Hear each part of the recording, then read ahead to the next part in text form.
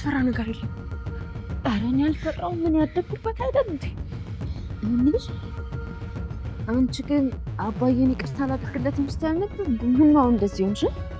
ሁለት ወልዶ እማዬ ደግሞ የተሳሳለ አይደል እንዴት እንደጎዳት።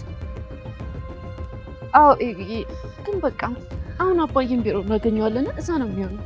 አዎ ይቅርታ አላደርግለትም፣ ግን ደግሞ በቃ ክፉ ነገር እንዲያጋጥመው ደግሞ አልፈልግም። በቃ ችግር የለውም። አባዬን ቢሮ እናገኘዋለን። ቢሮ ነው የሚሆነው። ምን ይሰራል በዚህ ሰዓት? ብቻ አላውቅም፣ ወይ ሳክሮ የሆነ ነገር ሆኖ ወይ ደግሞ በቃ አላውቅም፣ ብቻ የሆነ አደጋ ደርሶበት እንደሆነ በጣም እየፈራው ነው። እንዴ ኤቢ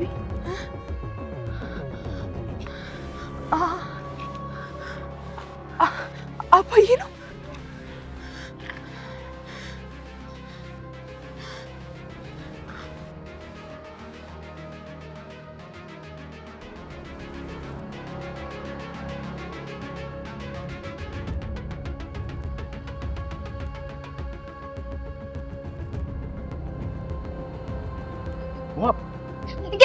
ልቀቀኝ! እና ኤቢ ጋ ነው። አልፈልግም፣ ልቀቀኝ! እሄዳለሁ። እሺ የት ልትሄጂ ነው? እኔ ከእነ ኤቢ ጋ ነው የምሄደው። አሁን ግን ማለት ነው እሄዳለሁ። ትይዘኝና ማለት ነው ናታ እመታለሁ። ልቀቀኝ! ናታ ልቀቀኝ!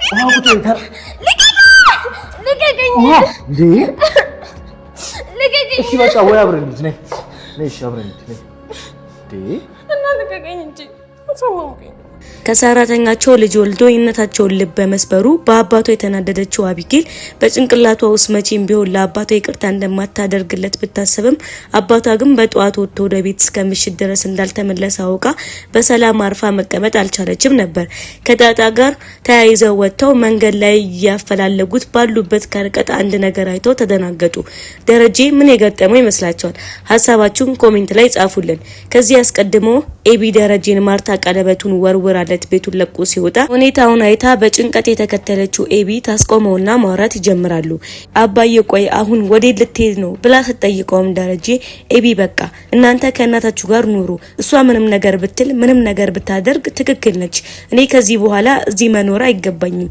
አቢጌል አንቺም ብትሆኚ የማርታን ያህል እንደተቀየምሽኝ አውቃለሁ። አንድ ማለት የምችለው ነገር ይቅርታ ብቻ ነው። ግን ደግሞ የእውነት እስከዛሬ ድረስ የነበረኝ ፍቅሬ ውሸት አልነበረም። ሁላችሁንም ወዳችኋለሁ። ማርታንም አንቺንም ኤቢ በጣም ይቅርታ ይላትና ጥሏት ወደ ውጭ ይወጣሉ። በማርታ ቤት የተፈጠረውን ግጭት በዚያ ሰዓት ላይ ዳጣና ናታን ሆነው ማርታን ለማጽናናት እየሞከሩ ነበር።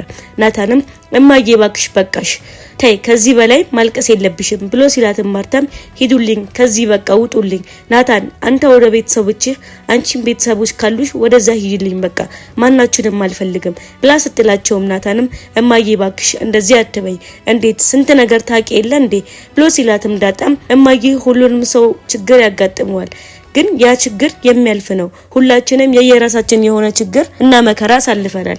እመኝኝ እማዬ ይህ ቀን ያልፋል ብላ ስትላትም ናታን ይቀጥልና አውጣጣ ልክ ናት፣ የሰው ልጅ በብዙ ችግር ነው የሚያልፈው።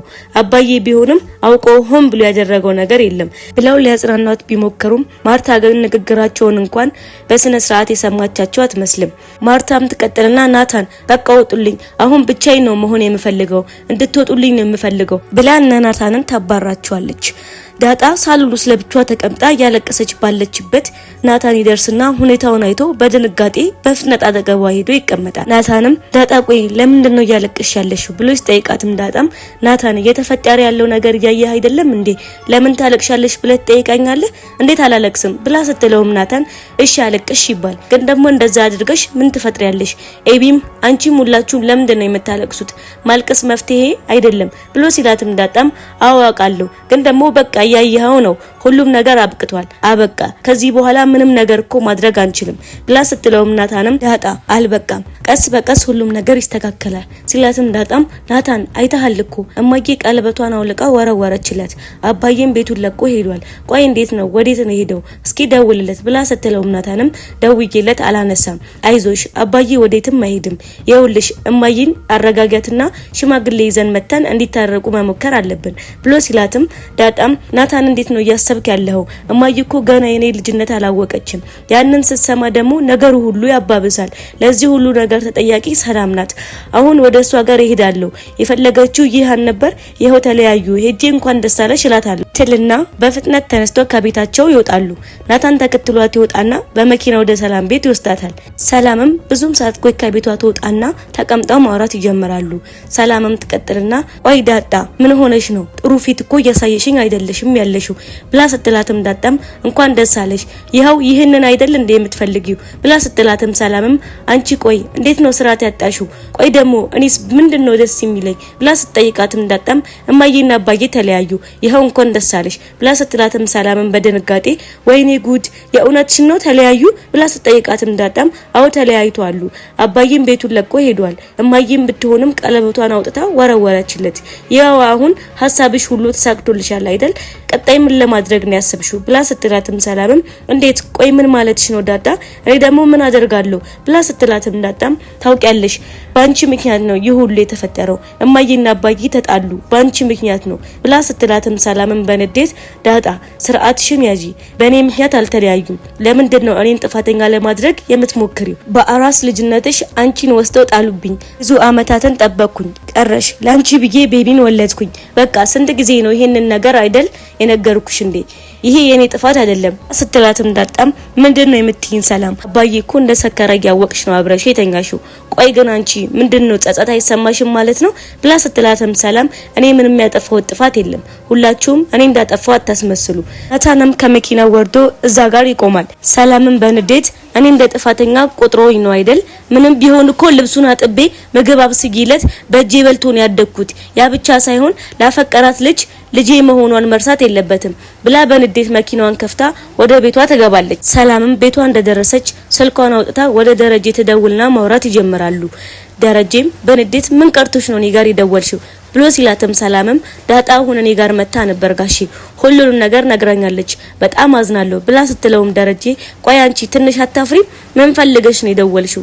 አንቺ ለኔ ማዘን አይገባሽም፣ እኔ የማንንም ማዘን አልፈልገውም ብሎ ሲላትም ሰላምም እሱን ተወውና ጋሺ እትዬ ይቅርባይ ናት ይቅርታ ጠይቃት ብላ ስትለውም ደረጀ ቆይ ግን አሁን አንቺ ለኔ አስበሽ ነው እንደዚህ የምትይኝ ብሎ ሲላትም ሰላምም እንዴት ጋሺ ቆይ እኔ ምን አደረኩኝ? ሁሉን ነገር እኮ ታውቃለህ። ከ20 አመታት በፊት የሰራኸው ስህተት አሁን ዋጋ ያስከፈለህ ነው። እኔ ምን ያደረኩት ነገር የለም። ሁላችሁንም ያለ ምንም ምክንያት በእኔ ላይ እየፈረዳችሁ ነው ብላ ስትለውም ደረጀ ታይታይ ሰላም እኔ ባንቺ አልፈርድም። ለዚህ ነገር ተጠያቂ እኔው ራሴ ነኝ። ይኸውልሽ አንድ ቀን ይህ ነገር እንደሚመጣ አውቅ ነበር።